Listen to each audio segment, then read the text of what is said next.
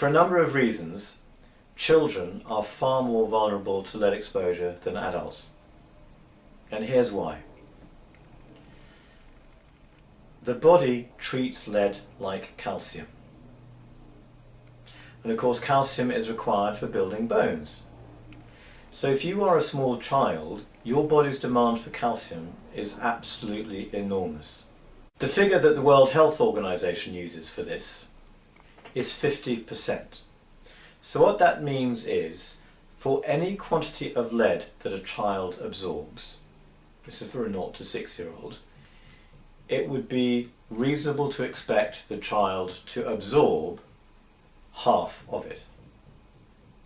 Compare that with an adult who's more likely to be a tenth of it. So whatever children take in, they will be absorbing far more than an adult would. But it's worse than that. Because lead dust is heavy, it settles, and it settles on the floor, and floors is where our children play.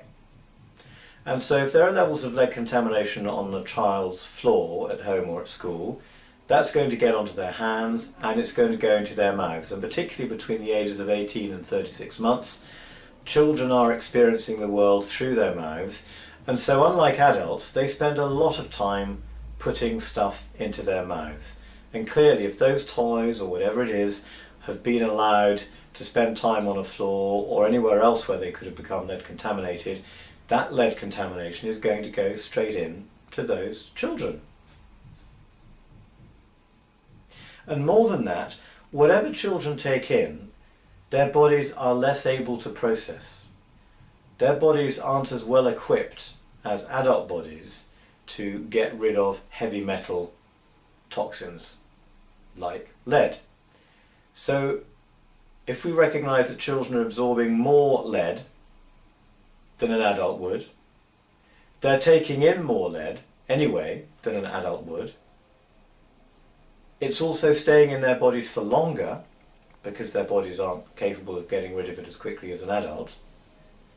On top of that, you have to allow for the fact that in particularly small children, the blood-brain barrier hasn't formed adequately yet.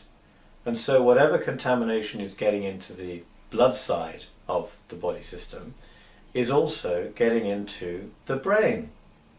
And so for all of these reasons, it should be far more clear why children are more vulnerable to lead exposure than adults.